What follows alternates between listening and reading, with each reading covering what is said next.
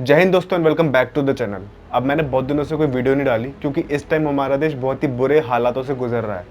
एक तरफ तो हमारे देश को कोरोना से लड़ना पड़ रहा है जिस वजह से हर रोज़ बहुत ही सारे लोगों की मौत हो रही है, और दूसरी ओर ये चाइना हमारे देश में घुस के बैठा है जिस वजह से हमने कुछ ही दिन पहले बहुत सारे सैनिक भी खोए हैं अपने, और ऊपर से हमारे देश में इनकी शहीदी के ऊपर मजाक उड़ाया जा रहा है। अब वैसे तो मैं एक स्पोर्ट्समैन हूँ और स्पोर्ट्स और लाइफस्टाइल पर ही वीडियोस बनाता हूँ, लेकिन ये सब चीज़ें देख के मुझे खुद को रोका नहीं गया क्योंकि मैं और मेरे काफ़ी सारे दोस्त इंडियन आर्म फोर्सेस की तैयारी कर रहे हैं और इंडियन आर्म फोर्सेस ज्वाइन करना चाहते हैं। मेरे उनमें से एक दोस्त ने अभी कुछ दिन पहले मुझसे कहा कि यार मेरे को ज्वाइन करने का मन नहीं है, क्योंकि आजकल के हालातों को देख के लगता है कि हमारे देश के लोगों को आर्मी पे भरोसा ही नहीं है, कोई सपोर्ट करने के लिए हमारी आर्मी को तैयार ही नहीं है। और ऊपर से हमारे आर्मी के ऊपर सब पॉलिटिक्स करने और शुरू हो जाते हैं। लोग हमारी आर्मी से सवाल पूछते हैं, लोग 2 दिन तो सब याद रखते हैं लेकिन उसके बाद सब भूल जाते हैं। अगर कल को हम भी बॉर्डर पे जाके ऐसे शहीद हो जाते हैं तो हमारे लिए भी कोई खड़ा नहीं होगा। 2 दिन याद रखेंगे, उसके बाद सब लोग भूल जाएंगे। तो ये सब सुन के मैं खुद दंग रह गया, क्योंकि हमारी जनरेशन के दिमाग में अब ये बातें आने लग गई हैं। जो इंसान कल को इंडियन आर्म फोर्सेस ज्वाइन करके देश की सेवा करना चाहता था, आज ये सब सोच रहा है। और ये 1-2 लोगों के मन की बात नहीं है, आई एम श्योर ये हमारे जनरेशन के मोस्टली लोगों के मन की बात है, जो मैं आज आप लोगों से करना चाहता हूँ। तो वीडियो को एंड तक देखना। अगर आप लोग इंडियन आर्म फोर्सेस को नहीं मानते तो आप वीडियो अभी छोड़ के जा सकते हैं। तो शुरू करते हैं आज की वीडियो के साथ।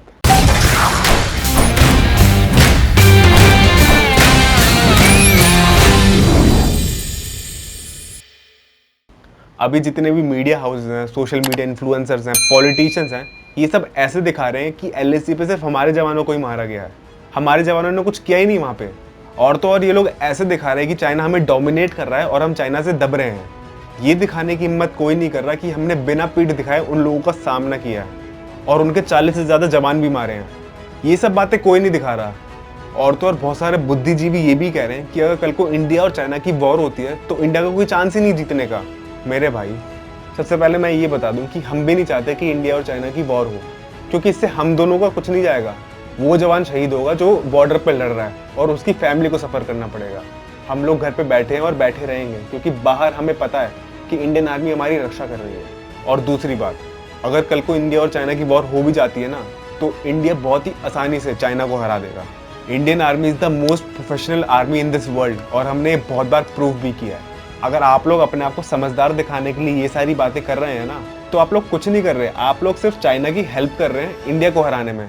और अगर कल को चाइना आगे बढ़ भी जाता है तो सबसे पहले तुम लोग ही आओगे इंडियन आर्मी को ब्लेम करने की उन्होंने रोका नहीं।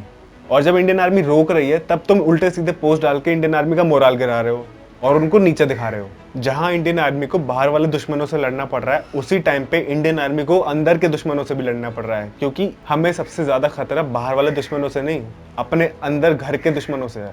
जहां देखो लोग इंडियन गवर्नमेंट को क्रिटिसाइज कर रहे हैं, इंडियन आर्मी से सवाल पूछ रहे हैं कि छोटे से पीस ऑफ लैंड के पीछे क्यों लड़ रहे हैं। लेट मी टेल यू, अगर ये छोटा सा पीस ऑफ लैंड चाइना ने कल को हथिया लिया ना, तो आगे जाके वो पूरा लद्दाख अपने अंडर ले सकता है, और हम ऐसा होने नहीं दे सकते। आप चाहे बीजेपी के सपोर्टर है, कांग्रेस के सपोर्टर है, किसी के भी सपोर्टर हैं, इन सब चीज़ों को साइड में रख के एज ए इंडियन सोचो और ये सोचो कि अगर कल को चाइना आगे बढ़ जाता है तो आगे जाके चाइना क्या क्या कर सकता है। और रही बात सवाल उठाने की, सवाल उठाओ, ये आपका हक है, लेकिन ये टाइम सवाल उठाने का नहीं है। ये टाइम है एक साथ खड़े होने का, एक साथ खड़े होकर इंडियन आर्मी को सपोर्ट करने का, क्योंकि इंडियन आर्मी को सबसे ज़्यादा ज़रूरत हमारी है इस टाइम। और आप ज़रा मुझे एक बात बताओ कि सारा काम इंडियन गवर्नमेंट और इंडियन आर्मी ही करेगी, हमारा कुछ फ़र्ज नहीं है करने का। बातें तो बहुत बड़ी बड़ी करते हो कि देश के लिए जान दे देंगे, देश के लिए ये कर देंगे, देश के लिए वो कर देंगे। 1-2 ऐप्स तो आपसे इंस्टॉल कर ही नहीं जा रही और बातें करते हो बड़ी बड़ी। और जो लोग करते हैं उनको तो तुम लोग ये बोलते हो कि यार इससे क्या होगा, इससे तो चाइना को फ़र्क ही नहीं पड़ेगा। तो भाई कुछ करें ना, हम हाथ पे हाथ धर के बैठे रहें?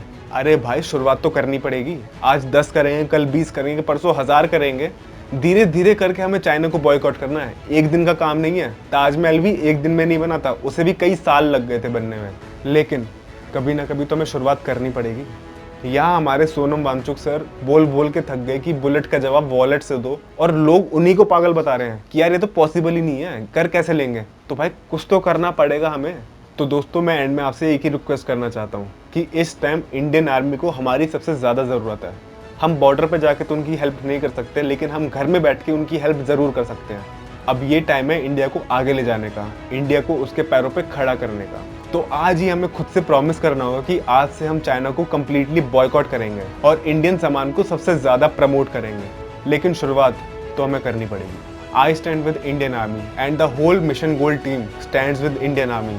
अगर आप भी इंडियन आर्मी के साथ खड़े हैं तो प्लीज़ हमें कमेंट बॉक्स में ज़रूर बताना, और प्लीज़ अच्छे अच्छे पोस्ट करो यार, क्योंकि यही पोस्ट होते हैं जो हमारी इंडियन आर्मी का मोरल बूस्ट करते हैं। तो मिलता हूँ मैं आपसे अगली वीडियो में, तो तब तक के लिए जवानों को सपोर्ट करते रहिए, खेलते रहिए और देखते रहिए मिशन गोल्ड।